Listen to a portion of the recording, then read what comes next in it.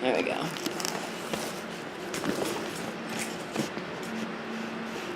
Miss Merritt is my savior with this stuff. Oh yeah. Yeah, I learned all about formatting. Really? Okay.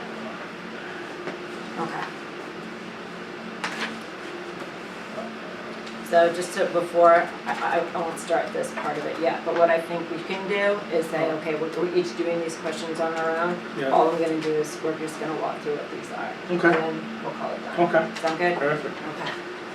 And this is the one that we pulled up yesterday. No, this one. Adventures. Social knowledge, yeah. Okay. Perfect. Okay, we've had a chance to go through all the prompts? Yep. Correct. All right, so let's take a look at the excerpt that we're going to model. We chose this one. Let's break down what you see within the demand of the prompt. Okay. So in the prompt, we see that we need to know what's the connection between emotions and social propriety. We also need to have textual evidence to support the stance and identify the devices that are expressed through the text that connects the stance to the emotions. Great. Okay, and then the other thing that I noticed down here, they have the specific terms: dialogue, narrative, pace, and tone. Absolutely. So we talked about before kind of that sequencing, that would be at the end. Yep. But noting that you just talked about the uncontrolled emotion, norms of society. Yep. That's the situation? Yes. Okay. And then the next part would be the interplay between that emotion. Absolutely. All right. So it's kind of it's a heavy lift here. Which do you think they need to do first? Identify. So it says, consider how the two men confront their own uncontrolled emotions and yet attempt to abide by their social norms. So I think the first thing that they need to do is just identify that it is a connection between the two and classify what that connection is. Great. So let's move on to that next section. If we're Okay. talking about identification, which is a lower level of Bloom's, and then we said classify, so we're going to build on that. Yep. What prompts would you say? Can you think of the specific language you would use to help model for a student how you would identify that connection? Sure. So first I'll start with a set of rhetorical questions. So just modeling how I would go about approaching a text like this. So the first thing, if I know that I'm looking for the connection between emotions and social norms, I would say, okay, well, who's the connection between? What can I say about these connections? And kind of prompt the class to think how I would think and solicit responses for them. So it can be like almost a check for understanding, also as a way to guide their thinking like it's my thinking.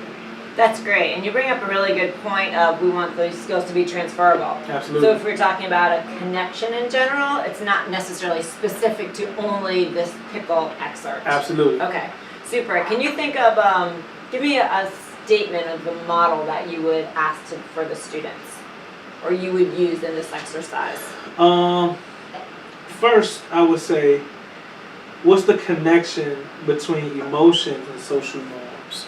So, knowing that this excerpt comes from 1751, I would try to build a frame where the social norms in 1751 are much different from the norms in 2019. So, through that, I will already start creating a list of what was different from 1759 to now and take my own personal perspectives outside of what the prompt's asking me to do. So, I will first frame it from the standpoint of this time period, and then ask myself questions as if, do I think that was acceptable to occur during that time period?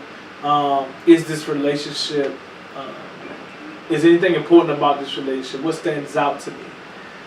I'll also narrate myself through annotations to model, how I can go back into the text when I start writing, so I won't have to reread everything in the text. You've touched on all really important parts. I like the way, again, that those skills are transferable, and it sounds like you're stating a baseline, is this acceptable? Yes. Which would help them identify evidence as you're moving ahead. Absolutely. I think you're on the right track there. So as you're actually writing those questions, think about that in a sequence of order. What are those first skills that you want the students to be able to think about, and then building on that complexity. Perfect. All right, great. So while you're doing this model Think Aloud, what are the scholars doing? So, I would say the scholars are one, taking notes, not only about information that's been presented in the model, but how I approach the text in itself. Okay. So, I guess they are learning how to then use these skills on their own. I also want them to jot down questions that they may consider when they're reading the text too, because everybody's thought process is different. So it'll be a way to show them that it's okay to take chances when they're reading. Students will also create an organized plan to model their approach to writing.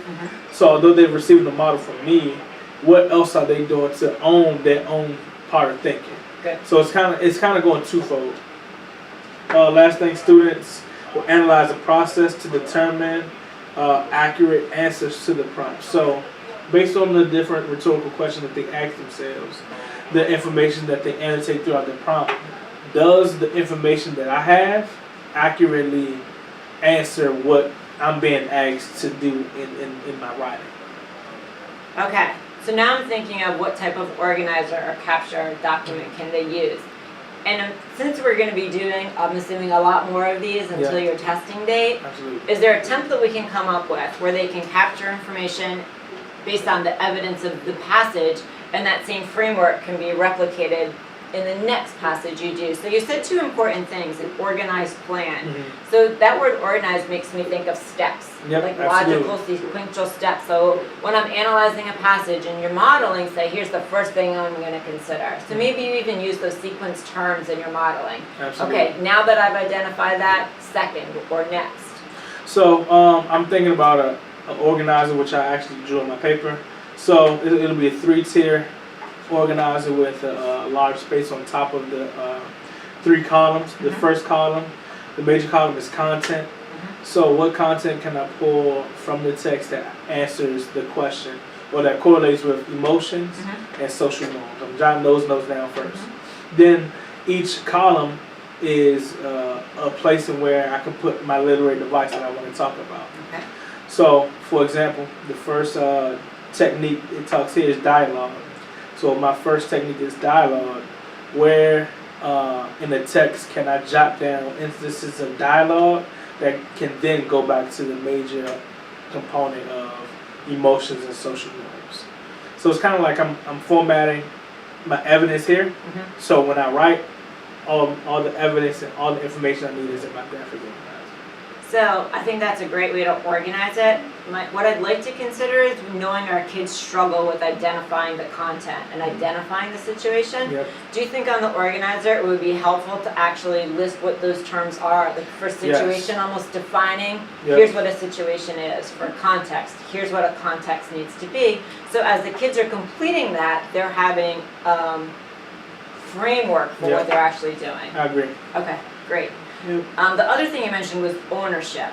So as you're doing that, creating your anticipated response is going to be really important. So as you're rotating and listening to their answers, you know what you're listening for. But with all those space, you're giving them that ownership to internalize what's going on. Absolutely. Okay. And it's enough to have multiple pieces of evidence to support what device is being used. So when you go back to the rubric that we talked about, the differences between an 8-9 score versus a 4-5 is the variety of evidence used to support whatever theme we're talking about in text. Right. So it provides them space so they can put more information. That sounds great. So that organizer looks like it covered our bases of, you have the excerpt that we're going to model, you have the specific prompts of that Think Aloud that they can apply to anything coming, and then it's also specific to that passage. Absolutely. Super. The last thing I wanted to consider is, how will we know the students understand the content? That your Think Aloud is something that was effective and successful. One thing I would do is, after the Think Aloud, after we model this specific prompt, give them just a graphic organizer and a whole new prompt that they're unfamiliar with, and have them work step by step. So before they can move on to the next part of the graphic organizer, the teacher will actually have to come around and check the student's work so they can get confirmation, okay, well, this part of the process is right, now I can move on. So students can then create their own plan, so during the day of the test that they can do their own processes here. What do you think about using that in pairs or small groups where they could share ideas? I think that's a good idea. What would be how would you determine if it should be individual or more pairs or groups? Well, I would think that the biggest part will be independent first, because these are skills that they need to develop on their own. And then, okay, well, if I'm struggling on section 1, then that's where pairs can come in. But in order to find out where students are struggling, they got to do their own bit of heavy lifting, so we can then match them with somebody who's pretty good at those skills. Yeah, and that might be a good way to differentiate in your class as well, support each other. Okay. Any questions? Any clarification? No, but I actually think that this is a skill that I can use for all 3 prompts on the AP exam. I think this is a skill that they need to know moving forward, and I think that it's pretty transparent. So, to wrap it up, let's just model what one row of this organizer would look like. Absolutely. So we're on the same page. So if we're talking about your columns, what's LD? Literary device 1. Okay. Or literary technique 1. So the other thing I don't want to lose sight of is the situation. Absolutely. Our kids struggled with that situation, so maybe we have a first column about the situation. Okay. All right. Do you want to have almost a definition at the top of here's what a situation is, here's imagery, explanation?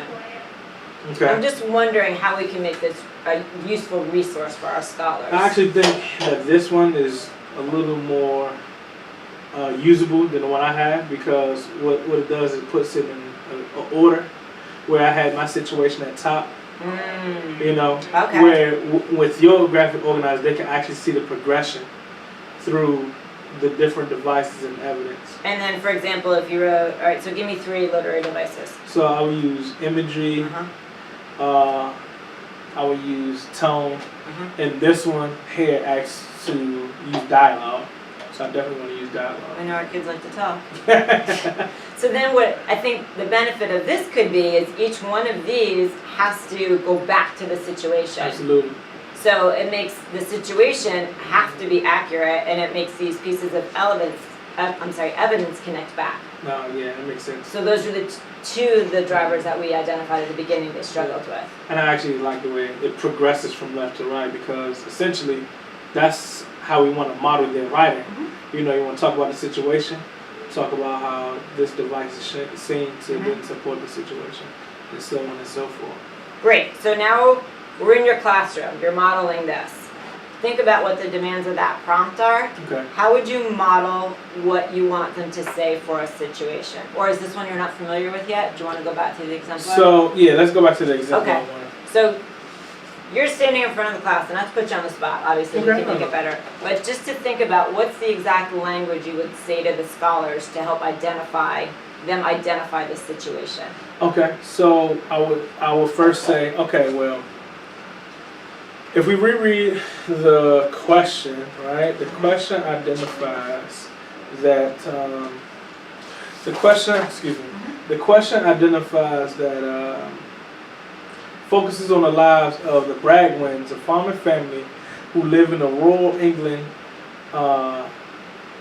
land during the late 19th century.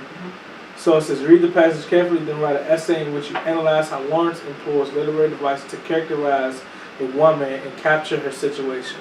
So this question identifies that there is a specific situation that occurs in this story, right? Yeah. A situation in between family. So what does that situation look like, right? And how can I present that this is the specific situation that this author wants the reader to know? Great. You just said 3 important things that I think you can use, and we talked about transferring it. Yep. First thing, you talked about deconstructing the prompt. Yeah, Because if they don't get the prompt right, it's going to fall apart. absolutely. So making sure that they read and deconstruct the question first, Yep. that would be a good place to start. And then you talked about if we read the question, identifying the question captures the situation. Yep. So while you're reading it, you're making sure that this question is capturing. They have to identify what that situation Exactly is. right. Yeah. Because you can't say, all right, well, the reader uses a literary device 1, 2, and 3 to show situation. Mm-hmm. That's in the question. Yeah. So now, if I'm just repeating the question, am I answering the question? But you did a nice job because your second question is what does it look like? Exactly. So that's the connection piece that we need. There you go. Okay. Nice job. And then by doing this, I think the kids will have something that they can be familiar and comfortable with to apply these questions. Like this was just what we did for one box, and then obviously we would build on that situation in more detail. Absolutely. So, and then you would then go to, once the situation is accurate, you can start putting in your literary devices to support Yeah. your response. I agree. The only things, let's think about what the kids would need to know in order to make this. Are they familiar with what these terms are? Yes. Okay. And in this prompt, it says, what literary devices does the author use to characterize? So this one gives them 3 of their choice. Yeah.